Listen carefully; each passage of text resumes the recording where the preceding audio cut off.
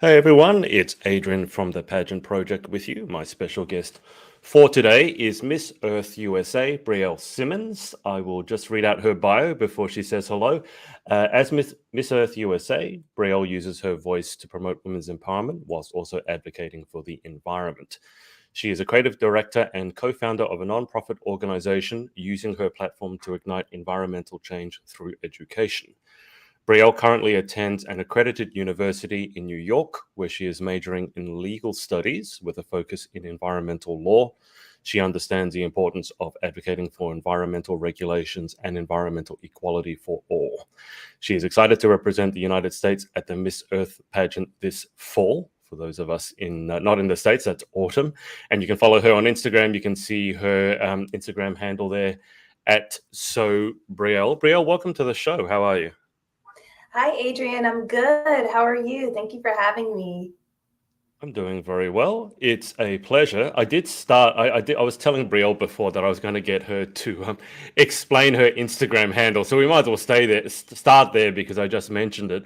So Brielle, is there actually any story behind your Instagram handle, or was it just because Brielle was taken and Brielle Simmons was taken? That's actually the first time anybody has ever asked me that question, and there is a story behind it. So, growing up in the United States, and I'm sure it's probably a bit international too, we had Disney Channel, and I loved Oh, watching yes. Disney Channel. And one of my favorite shows growing up was That's So Raven. I'm not sure if you're familiar with it, and it was starring Raven Simone. No? Okay, well, it was a TV show on Disney Channel. It was called That's So Raven. And I believe I got this Instagram handle maybe when I was whew, probably middle school. And it Right. was, I said, let me do like So Brielle, similar to That's So Raven. But yes, that's how I got the name So Brielle. Okay. I should check and see if Brielle Simmons is taken. I'm not sure if it is, but it may be time for a change. I don't know. I don't know. I kind of like Sue Brielle. It's more original. I'm going to bet that Brielle Simmons would be taken, but I was right. I figured it was because someone had said, or in this case, a Disney thing had said, it's so something. So Yeah, does anyone ever say that? Do any of your friends ever go, oh my God, that's so Brielle? sometimes. If I'll do something or if they see something that reminds me, I mean, that reminds them of me, then they'll say, oh, that's something Brielle would totally do. That's so Brielle. Yeah. Well, I mean, we've obviously we when I was reading out the bio, there's a heavy focus on law, and you're not the first pageant girl that I've interviewed who's studying in the legal field. Normally, when someone says it's so something, like it's so this person, it's so that person, it's more like almost like face palming, or that's so embarrassing. So when they say that's so Brielle, your friends say that, what does that actually mean? Because I can't imagine if you're starting to be a lawyer, it can't be like an embarrassing thing. Doesn't mean it's like a really wordy thing, a really nerdy thing. What does that so Brielle tend to mean? I think for them, it means different qualities, or if they see something that reminds them of me, then that's where they'll be like, oh, that's so Brielle. So, for example, I love fashion, I love dressing up, and I think I have a pretty unique style. So if they see like a fashion item online, they'll be like, oh, that's something that's so Brielle. So I think it's something along the lines of that. Embarrassing? No, I don't think so. But with my friends, we have like really good relationships. So if it's something that they want to tell me that reminds them of me, then by all means, they have no issue of doing that. So you love fashion. So you're a horrible fit for the world of pageantry, obviously.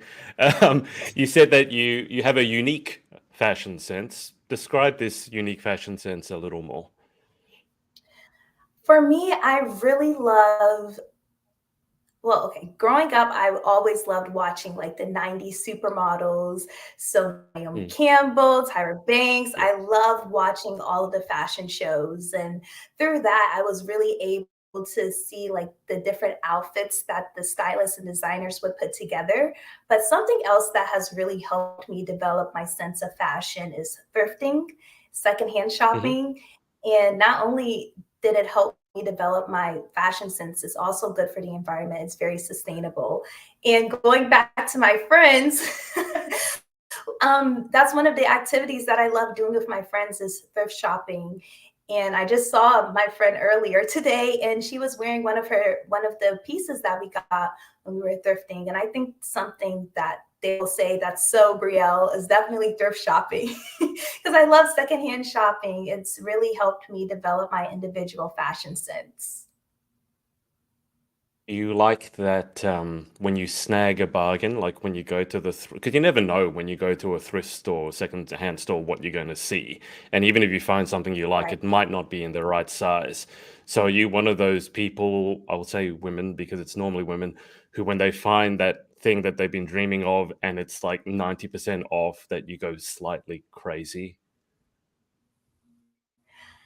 Well, I know how to okay. One of the things that I bought actually at a thrift store was a sewing machine. And I'm still trying to Oh, figure out how exactly, yeah, it was really nice. It's a vintage sewing machine. And I'm still trying to figure out how exactly to use it. But I'm grateful that I do know how to sew by hand. So if it's something that I can alter, then I definitely do that. And yes, I love thrifting. It's always an adventure. That's another fun part about it as well. how vintage is a vintage sewing machine? Because one of my friends had a really, really old school one. It was actually built into a wooden desk. It must have weighed about 100 or 200 kilos. It was made of like cast iron, and there was a wheel at the end that you actually had to turn. You couldn't press your foot on a pedal with electricity. You physically had to churn this thing around to get the needle going up and down. So, how vintage are we talking? I think probably I would want to say around the 60s. I think it was probably created around like the 1960s or maybe even the 70s. But it's so beautiful. It's brown and it's a cast iron as well. It's very heavy. And I Wow. saw it, I Yeah. was like, I need it. So I grabbed it, put it in the cart, and I think it was maybe I don't remember the exact price, but it was definitely discounted. And I'm very grateful for that because now I can pick up a new hobby. That's cool. So you haven't quite figured out how to use it yet, but you're on your way.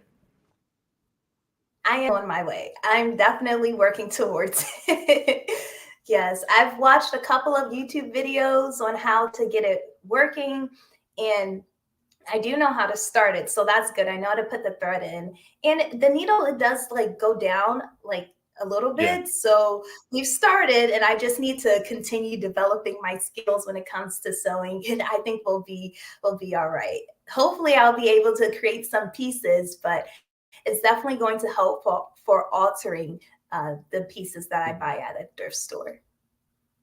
well, I mean, we probably should talk about the pageant because you have a rather large one coming up. So, Yeah. I mean, for the pageant, given that you're talking about sewing, is there any chance at all that there will be a self-made or perhaps self-altered outfit appearance at Miss Earth from yourself, or is that asking too much at this stage?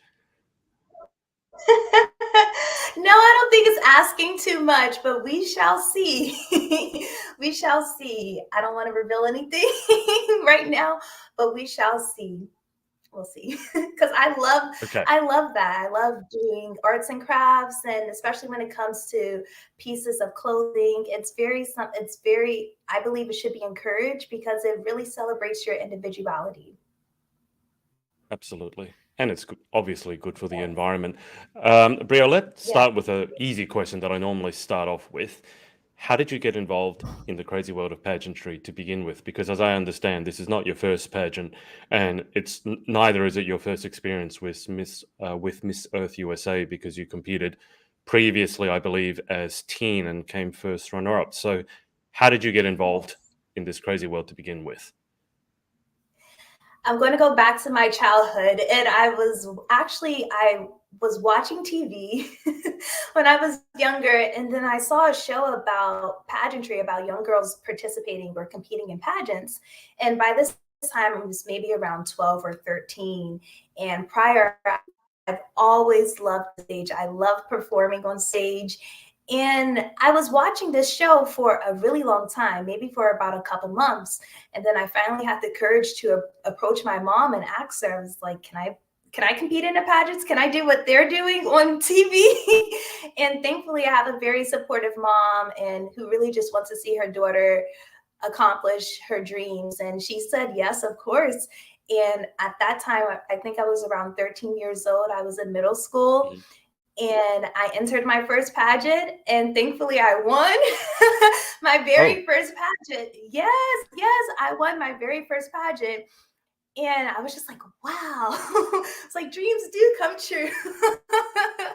So, yes, that's how I got involved in pageantry. But not only that, that wasn't like the main reason. Well, it played a large part on why I wanted to compete in pageants is watching the show. But after really doing a lot of research, I was able to learn that you can use your title to really bring awareness to issues that you find important as a title holder. And that's another reason, that's another thing that really attracted me to pageantry. And I've been with it ever since. I'm now 21 years old, and it's been a journey, but I'm very grateful for the life lessons that pageantry has taught me. what part of pageantry really got you hooked? I mean, you mentioned obviously there's a chance to use your platform to have an advocacy. So was it that particular part? Because I mean, we've already talked about your fashion sense, so one could completely understand if you love fashion, you love pageantry. For some people, it's a chance obviously to travel the world. For other people, it's they love being on stage. That gives them an adrenaline rush. Which particular parts really got you hooked? Ooh. I I would say interview. Interview Mm. definitely really got me hooked into pageantry because I love being able to connect with people, especially through conversations, and being able to connect with the judges and tell them your story, tell them about why you're so passionate about a project or your advocacy really, really got me and hooked into Mm. pageantry. Have you had any, I mean, obviously you're studying to become a lawyer and you're well spoken, and most people who go into law, I mean, I would imagine it's a requisite that you need to be well spoken because otherwise you probably couldn't do a very good job in the courtroom. Did you take to interview naturally, is what I want to ask, or did you find it? Because most normal people, the public speaking is a fear greater than death. And then there's a few oddballs like myself who actually love public speaking. So for yourself, was interview, oh, yeah, I love talking, or did you have to get a little bit used to it? For me personally, I come from a family where we just love talking. Right. We really do Okay. enjoy talking. Yes, yes. And actually, when I was younger, really young, I was like a toddler, I had a speech impediment. And so I always wanted to communicate something, but I couldn't necessarily find the exact words to do it. And Mhm. now, as I'm older, just even looking back on that, and I'm very, very, very thankful that I now have the opportunity to use my voice to make a difference for things that I'm very, very passionate about. Wow. So you had to overcome a speech impediment, and now here you are about to. I don't. When are you heading off to the Philippines? And how are you feeling? It's not How are you long to go feeling? now. No, it's not long at all. It's a couple of weeks. So the virtual component of the pageant starts on the 24th of this month, and that's in a couple of days. And then I'm leaving to go to the Philippines around November 11th, November 12th. And I am very excited about competing for the title of Miss Earth. And I'm just very grateful for the opportunity. And we don't have a long ways to go. We have maybe a couple weeks. And yes, Mm. I'm so excited. I'm excited to see all of the other contestants. I'm excited to see the beautiful Philippines. I've heard so many wonderful things about the islands, and I'm just really excited. What part of it are you most looking forward to? And have you traveled much? I guess I should ask, have you ever been to the Philippines? Are you a well-traveled person? I mean, a lot of us haven't traveled since COVID. So, have you ever been to the Philippines and have you traveled much? Well, this will be my first time going to the Philippines. So I've never been to the Philippines before. And I haven't traveled, I've traveled a lot within the United States of America, and I've Mm. also been to Canada. But really overseas, this will really be my first time. I was going to travel and study abroad in Europe, but because of COVID, I couldn't. And Yeah. that's something that I really wanted to do.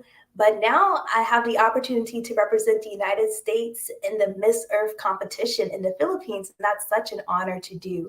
And this is definitely going to be the start of my traveling journey. And I'm Mm. very excited to say that the Philippines will be the place that I start, and who knows where I'll go next. Hopefully, I can travel. My goal is to go to every continent, including Antarctica. So we shall see how far I get in my travel goals. But good luck finding somewhere nice and warm to stay in Antarctica. I did hear I did hear a trivia piece about Antarctica just the other day. Apparently, the largest desert in the world is in Antarctica. I thought it was going to be in Australia Wow. or Africa, but apparently the largest desert in the world is, I guess, under the ice in Antarctica. So there's a little factoid for yourself. So Yes, that's good you're to know because I did not know that. That's really good to know. So you'll be heading over to the Philippines very, very soon. Miss Earth USA, I'm sure you're aware of this. I don't need to tell you this. It obviously has a very good track record at the international competition. The last two of which, I would say, unfortunately, they were virtual. I think everyone would have loved to have been there in person. And obviously, in 2020, Lindsay won. In 2021, Marissa came first runner up. So I'm curious just for yourself. Obviously, you've competed in pageants before. This is your first time representing the US internationally, not nationally, internationally. Is there that sort of history of how the US has done? Do you see that? Does that give you motivation? Do you feel pressure at all? How has that sort of affected your preparation? Well, for me as a title holder, I'm very honored to be a part of a legacy where you have Imani placing as Miss Earth Air in 2019, then you have Lindsay becoming Miss Earth, and then you also have Marissa becoming Miss Earth. Well, she's the current Miss Earth Air, and they've been very helpful with me, especially Marissa. And I'm just very grateful for their support. And for me, do I feel pressure? I don't necessarily feel pressure, but I do know how important it is to continue the legacy. And that's something that I'm looking forward to while competing at Miss Earth. What do you think has helped the US Queens stand apart? I mean, I know Marissa very well. I featured her in a book. I've interviewed her several times. And I know, for example, that Marissa is incredibly hardworking, very, very boots on the ground. You'd never know it from seeing how glamorous she was in the videos, but she runs We Clean Trails and literally picking up garbage. Um, so what have you learnt from queens such as that, or what do you think has helped them stand out at the international competition? Definitely their passion. And I think that I have that as well, their passion for the environment. Each of the title holders in the past years have been very, very passionate about protecting our environment and protecting the earth. And that's something that I see in myself as well. I'm very passionate. And through my nonprofit, I was able to start an environmental education program where I'm able to share this passion with students and teach them about our environment. Tell us a little bit more about that because I did see the nonprofit organization in the bio that you sent me. And I think that's a really, really important part of pageantry is the work that goes on behind the scenes. And unfortunately, sometimes we don't get to see as much of that as we probably should. So tell us more about your nonprofit. Yes, so I developed a nonprofit organization that seeks to combat homelessness and poverty throughout the United States. And actually, the environmental education program came about when we were really in quarantine. And I was thinking, I was like a lot because I most of my classes had switched, no, all of my classes had switched to being virtual. Everything was online. So learning switched to being virtual. And I was thinking, I was like, many children aren't having access to education right now. So I did a lot of research, and unfortunately, the COVID-19 pandemic propelled learning into a virtual setting where many children didn't have access to education, Mm, especially children who are experiencing homelessness or who are part of mm. the unhoused community. And I wanted to develop an environmental education curriculum that will give them access to education, access to adequate education, because that's something that I think every child should have to. Absolutely.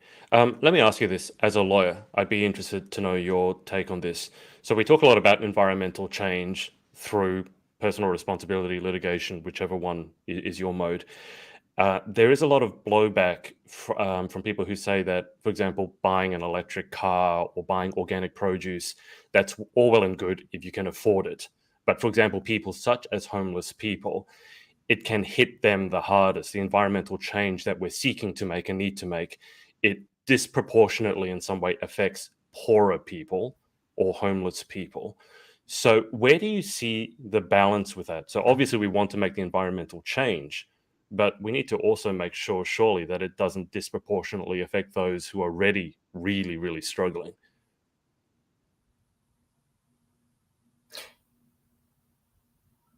Yes, so I definitely think our legislators have a huge part or have a huge role to play when it comes to that. I really think that we should push legislation that promotes environmental equity across all of the platforms. So no matter what your socioeconomic background is, how much money you make, everybody should still have access to clean water, clean air, and affordable housing as well. And then I also think too, what you're saying, or along the lines of having access to really having access to nutrition, that plays a huge Mm. part in it too, that actually affects the environment. And I definitely think corporations have a part to play in that as well. And when we create initiatives that really strive to, I guess, solve some of the issues that these communities are facing, we should really incorporate that, especially into like our government. And that's something that I want to do as Miss Earth. I really want to use my environmental education program and talk to different people, talk to different organizations, talk to our legislators, and really see if there is a way that we can not only incorporate this in schools, but also see if it can be incorporated into our legislation so that everyone can have equal access to environmental resources. If there's a young man or woman watching this and they're inspired by your journey and they want to help make a change for the better for the environment, but they are somewhat frustrated because they go, I'm just one person. You know, you've got China doing whatever, putting a lot of pollution to the air, or a large company like an Amazon or something like that, or McDonald's. What can I do? I'm one person, I'm 16, I'm 18, whatever it is. And, nothing I can do would actually make a difference.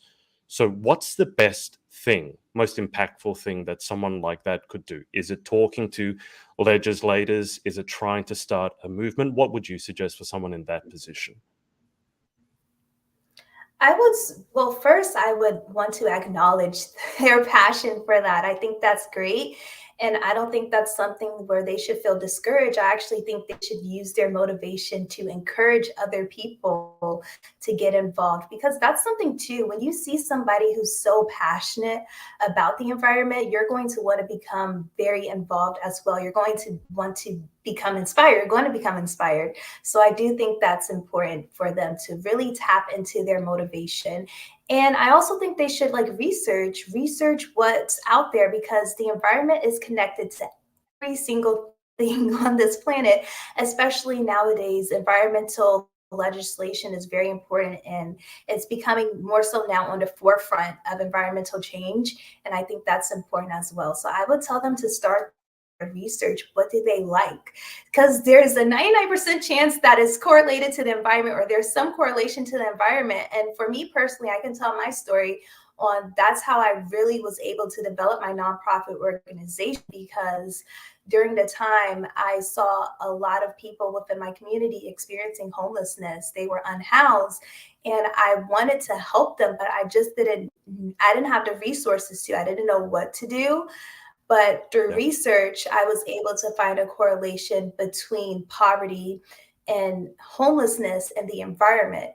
And I was able to use my voice to really go after and really fight for environmental change.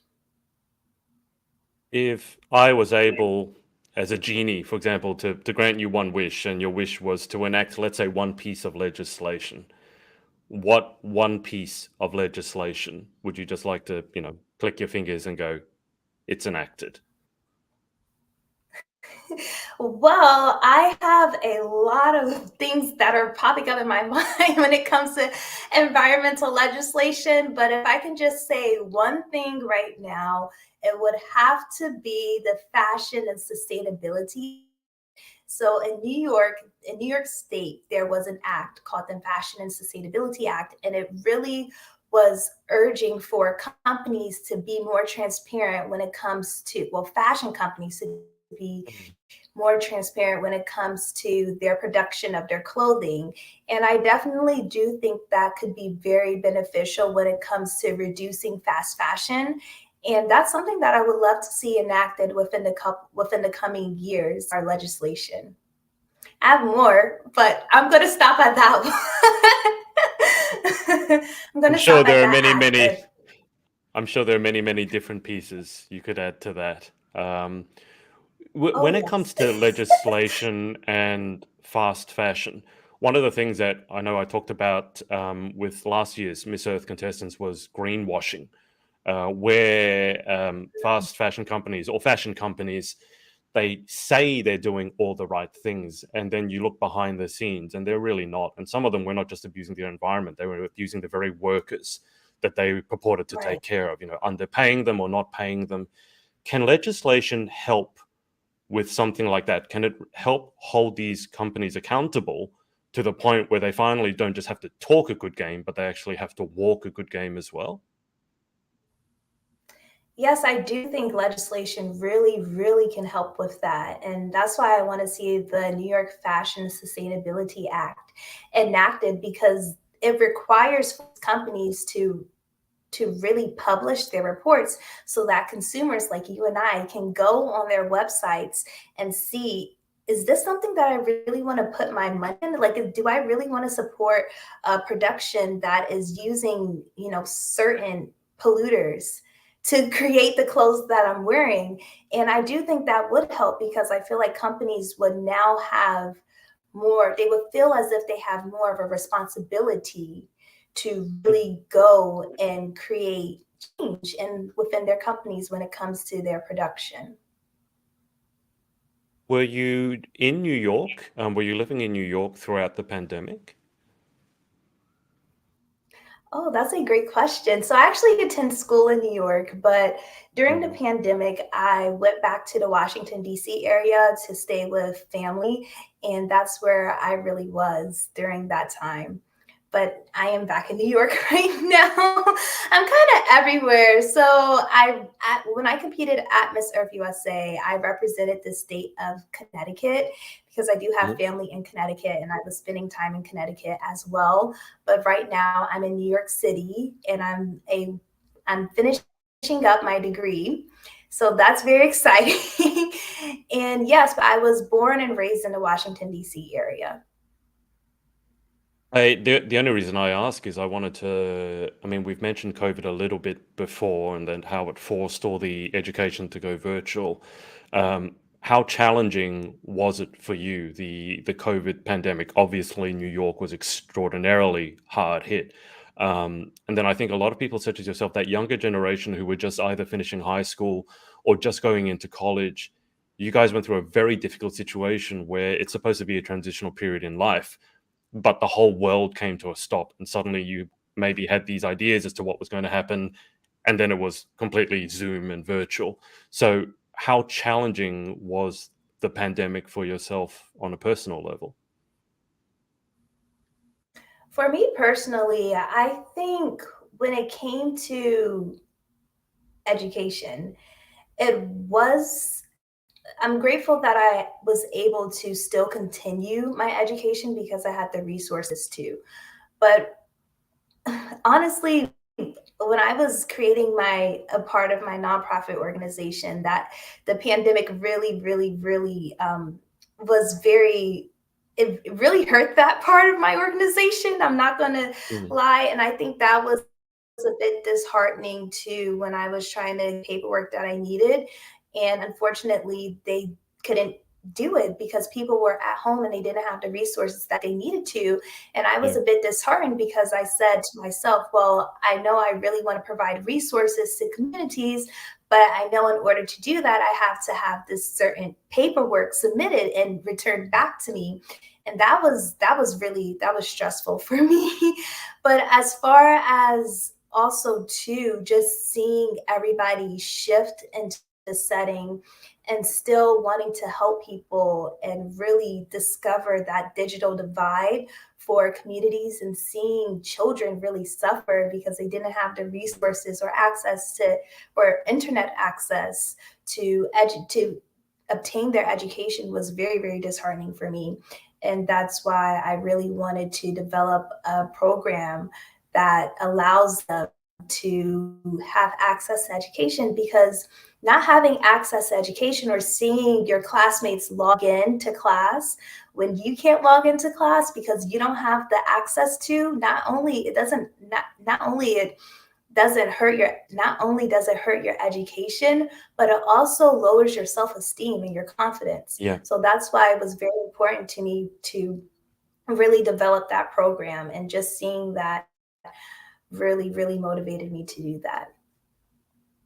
I think it's also only for the older people watching, if they go, "Oh, if I didn't have a phone, I didn't have social media, it's not such a huge problem." But I also think, to your point, if you're a young person and you see your friend with the latest iPhone and they're on Instagram, TikTok, doing all this fun, crazy stuff, and we have conversations on social media, and if you're not part of that conversation because you can't afford a phone or you don't have internet access, you really do feel ostracized, and singled out in a very bad way. It's almost, would you say, it's embarrassing to not have access to that? I think for the older generation watching, they might not quite comprehend that, but for a younger person not having access to that, it really is damaging to a young person's self-esteem. Yes, I do think that they may feel embarrassed, but I would tell them that you can't help your socioeconomic situation as a young child. But I do think that when it comes to legislators, they really do have an important part to play in that, because I think every child should at least have the resources to access education. Yeah. And I think that's very important yes, yeah, I think that's very important when we talk about education, because not only do we have it, but it's important that students and children have access to it. That's something that I really am passionate about, is giving students and children access to adequate education. So when you head over to the Philippines and you're representing your country, is that what you'd like to be remembered for? So someone is remembering Brielle Simmons at Miss Earth, as Miss Earth USA. How would you like them, or what would you like to be remembered for? I mean, it sounds terrible. It sounds like we're writing an epitaph or a eulogy, but for the pageant fans watching, what would you most like to be remembered for?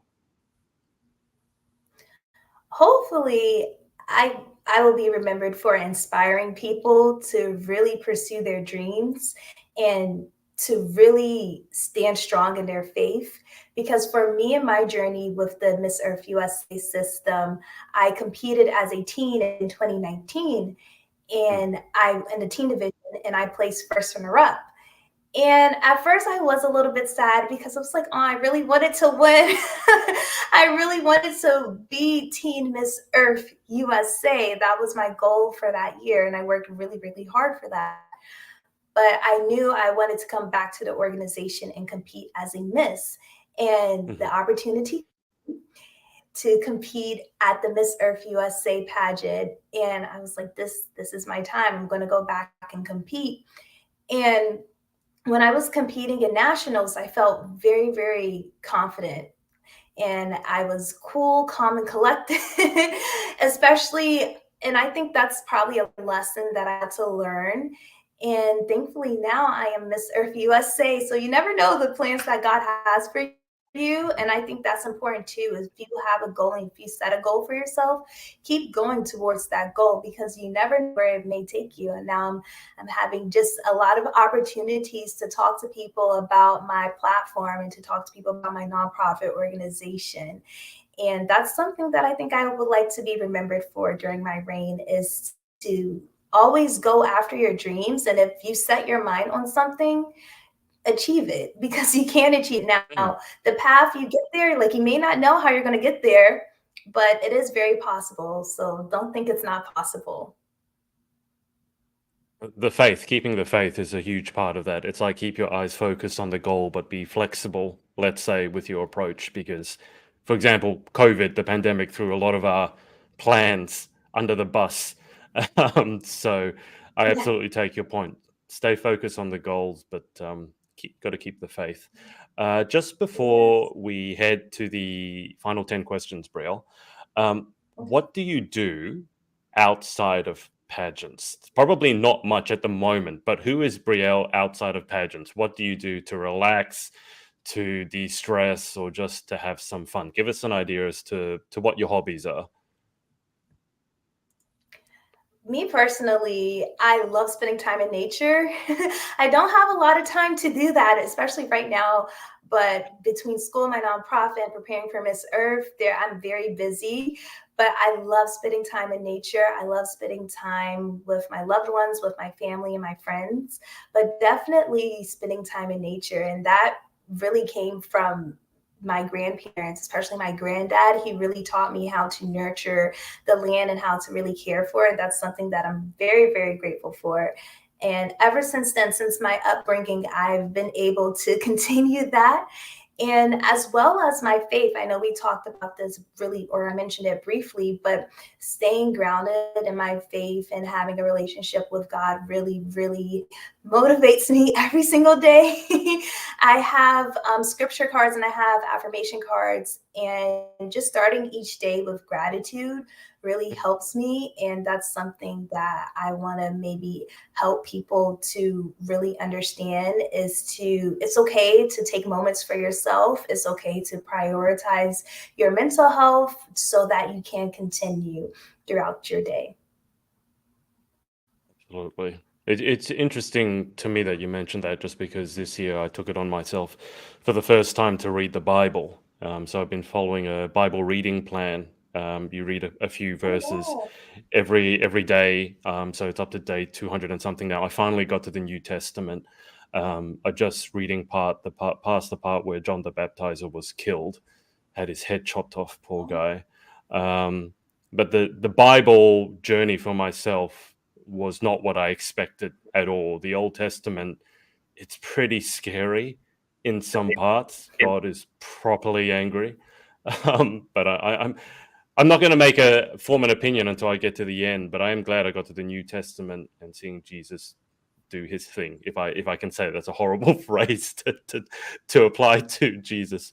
But faith is, if you have it, it's an incredibly important facet of your life. So to each their own. They have to find something to believe in. yeah. We all have to find something to believe in, don't we? Yes, I definitely think you're probably going to like the New Testament a lot because it does talk about Jesus's journey, and I think Mm, you're definitely going to like that a lot. And for me too, when it comes to faith, it's really knowing that no matter where I go, I'm protected by God. That's really how I view it, and just having that divine protection and favor really it really helps me and really motivates me to continue throughout my day, to continue going through each day. And that's something that if I didn't have that, I don't know where I would be, honestly. That's something that I really keep forth. And like you were saying, it's important to really have faith, because mm. if you don't have faith, then it's difficult. Yeah, absolutely. I'd love to talk more about the Bible with you, but we'll move towards the end because I know it's We'll not move everyone's on. cup of tea. We can talk about it Yeah. afterwards. We'll But grab Brielle, a just before we coffee get to the later, Adrian. exactly. Well, I mean, you can see my coffee mug literally here. It's Bible latte on it. So we can Oh, have a conversation okay. afterwards. Um, but just before we get to the final 10, Brielle, is there anyone that you'd like to give a shout out to for supporting you along your journey, pageantry and otherwise? Oh, yes. I'd love to give a shout out to my family and my friends for being very supportive. And I also love to give a shout out to my pageant supporters. I see you all commenting, and I try to respond to every single comment. Your support means so much to me, and I'm very grateful for that. And on that note, if you want to follow Brielle, you can see there on Instagram. That's where we began this conversation with her Instagram handle, Sue Brielle or So Brielle, and also the at Miss Earth USA, and then obviously at Miss Earth coming up. Okay, well, Brielle, the final 10 questions. This is as pageantesque as we're going to go, completely random questions. So, number one, what is your favorite word? My favorite word is definitely peace. That's my favorite word because I think peace is so important to have in your life. And if you don't have peace, how can you focus on anything? So I think peace is my favorite word. Question two, what is your least favorite word? Can't. CAN apostrophe T. And I learned that actually through dance. Well, I used to dance a lot, especially when I was in high school. And my dance instructor, she would say, you can say any word you want in a classroom, but you can't say can't. Because when you believe that you can't do something, you're going to think that you really can't do it, and it's going to manifest itself. So I do think it's important to always stay positive. So just drop the apostrophe T and say that you can do it, and you're going to do it. I think that's a thing that all us, I used to coach tennis. That's a thing that all us coaches or teachers at some point have said, you can't say that word. And I was talking to someone, actually, Miss Earth Cuba, Shayla, I was telling her that I think one of her teachers said that every time you say that word, the coach would literally make them run laps or something like that. And it didn't take very long before they learned to drop that word from their vocabulary completely. But it's an important point. I just think a lot of teachers and coaches like Yes. to really hit that one home. Question three, in life, what gets you excited or what turns you on? Ooh, what gets me excited? I love seeing people being passionate about their advocacy and doing things, especially that they're passionate about. I love seeing people be motivated, and I think that's something that's very important. So for me, I love being motivated. Well, the environment really motivates me, and that's something that I love seeing within myself, and I love seeing that in others as well. And question four, what turns you off? Ooh. When people are mean, especially when people are mean to each other for like no reason, Mhm. that's really heartbreaking for me. I really do want people to be able to accept people for who they are. And when I see people who are being bullied, it's really disheartening for me. And I'm usually the type of person to say something, especially in high school. Unfortunately, when I would Mhm. see girls being bullied, or even now, if I see a situation that's really not fair to someone, I have no issue of advocating for that person. Probably why I want to become a lawyer. You see how it's all connected here? Yeah. But yeah, so yes, that's something that I really don't like seeing. Question 5. What sound or noise do you love? Hmm. I love the sound of a blender. I love the sound of when, like the blender's like, I love that sound because I love making smoothies. And recently I've been making a lot of protein smoothies. And Mhm. I always feel very, very accomplished whenever I'm making my smoothie and I hear the sound of the blender doing that. So that's something that I love hearing. I'm like, okay, I'm making my smoothie, and that's just a pick me up, honestly, throughout the day. I love smoothies. I love Mhm. ices. I love cold drinks. I love drinking cold drinks. And yes, I love that sound. It's like, a lot of people don't like it, but I do. I like it. So I think it might depend on what time in the morning you're hearing that sound. Like if it's at 3 in the morning, maybe it's not my favorite sound. But I'm yeah. a huge smoothie fanatic as well. So I do take your point. Question 6. What sound or noise do you hate?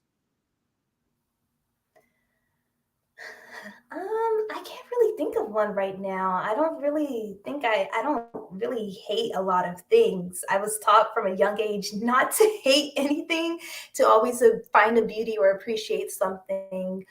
But yeah, I don't think there's a sound that I really, really, truly hate. Um, yeah, but I know for a fact that I don't like a couple of sounds. I really don't like the sound of things being wasted. So like plastic hitting the ground. I don't like that. If I Mm. see somebody littering purposefully, it's something that is a bit disheartening. If I see like a plastic bottle like hitting the ground, or that sound would bother me. But there's not a sound that I really, really hate, but it is a sound that there are sounds that I do think are unfortunate. And that's one. Perfect. Question 7. If you could have any one superpower, what would you pick and why? I would love the ability to be able to fly all across the world. And I would love to be able to visit different communities and talk to different people on the importance of maintaining our environment. And not only that, I would also love to be able to talk to them and see what tips that they're, or to see if they can offer me any tips on how they like to preserve the environment, Mm. especially indigenous communities. They like all across the world, especially here within the United States, and also indigenous communities in Africa. They've been really having a lot of the same practices and for generations that they've been doing. And not only are these practices important for their culture, but it's also important too for the environment. So I would love to be able to travel all across the world by being able to fly all across the world and having talks with different communities about the environment and sustainability. Perfect. Question 8. What job or occupation, other than your own, would you most like to attempt? Say that again. I'm sorry, the last part. What job or occupation, other than your own, would you most like to attempt? I think I would really, really like to become a host one day. I think that'll be really, really fun, a really fun job. And that's something that I would like to do. I would love to be able to be a host and really have different guests from all different backgrounds really talk about their experiences. So I would love to do that. Who knows? Maybe it'll happen one day. Well, I will tell you, it's a lot easier in this day and age than it was 10, 20 years ago. So if you want to give it a good go, it's certainly within your reach. Question 9, Thank you. what job would you definitely not like to attempt? I just don't want to be in a position where I feel as if I have to really, really do a job that I'm just not happy in. I definitely do think that I like to consider myself a jack of all trades because I always have my hands in something, and I have a lot of interests. But I just don't want to be in a job where I just don't feel confident, and I don't feel as if I'm truly not making a difference. Then I think, me personally, I wouldn't want to be in that position.